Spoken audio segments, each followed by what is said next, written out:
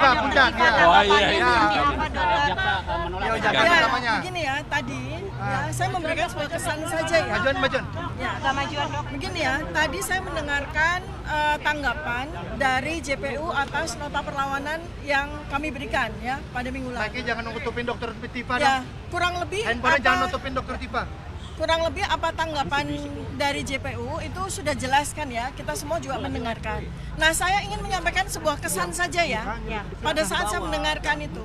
Begini ya, teman-teman semuanya, saya ingin mengingatkan kepada semua masyarakat Indonesia bahwa seseorang bernama Joko Widodo itu sudah menjadi pejabat publik sejak tahun 2005 ketika menjadi wali kota 2 kali, kemudian menjadi gubernur DKI Jakarta, kemudian menjadi presiden 2 kali. Nah, apakah Anda ingat kapan pertama kalinya Joko Widodo itu mengaku bahwa dia lulusan dari UGM?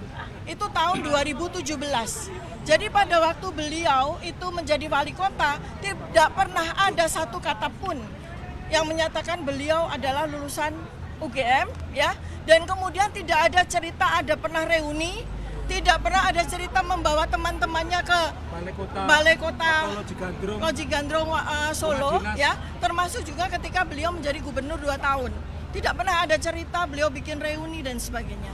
Baru pertama kali kita tahu dari acara reuni tahun 2017 UGM itu ketika seorang bernama Bambang Tri yang membuka kunci kotak Pandora itu dihukum 5,5 tahun di tahun 2016. Nah, sejak itu peristiwa ini bergulir.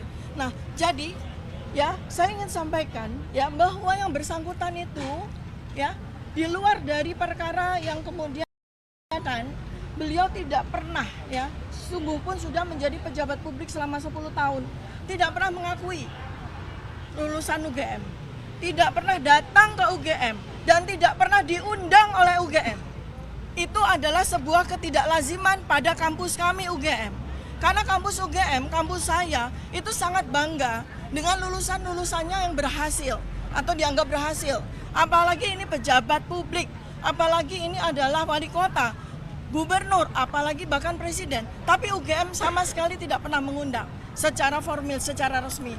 Bahkan pada acara yang setiap tahunnya kami semua alumni UGM itu hadir, yaitu pada acara Dies Natalis ya, di mana kita itu melakukan perjalanan dari kampus UGM pertama itu selalu ada napak tilas, itu selalu ada pejabat-pejabat. Contoh seperti Pak Ganjar Pranowo selalu hadir setiap tahun, tapi saya, Anies Baswedan, selalu hadir setiap tahun. Demikian juga dengan saya dan Mas Roy, Pak Mahfud MD, jadi semua. Tapi tidak pernah kami melihat ya Joko Widodo ikut satu kali pun dalam acara Dies Natalis tersebut ya. Nah, jadi kemudian yang paling penting tadi sudah disampaikan pada perkara ini ya, pada sidang hari ini yang paling penting sebetulnya adalah sesi yang terakhir ya teman-teman ya, masyarakat Indonesia.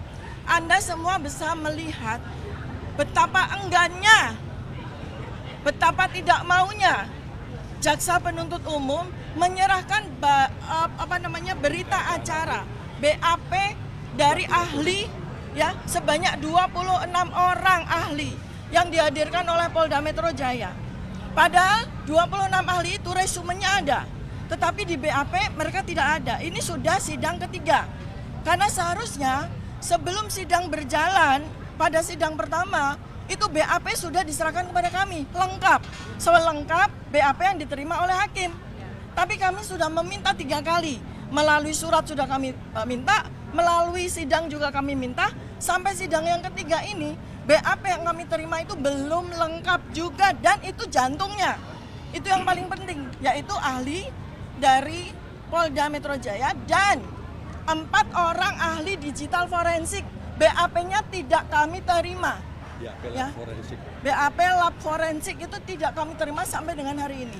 Ya, itu yang paling penting di dalam sidang ini. Nah, mudah-mudahan kita semua berdoa agar minggu depan di mana jawaban atas eksepsi kami itu diberikan dengan penuh hikmat kebijaksanaan, dengan penuh kecerdasan akhlak, hidayah dari Allah Subhanahu wa taala kepada para hakim ya, supaya hakim memberikan keputusan yang seadil-adilnya dan sebenar-benarnya. Terima kasih.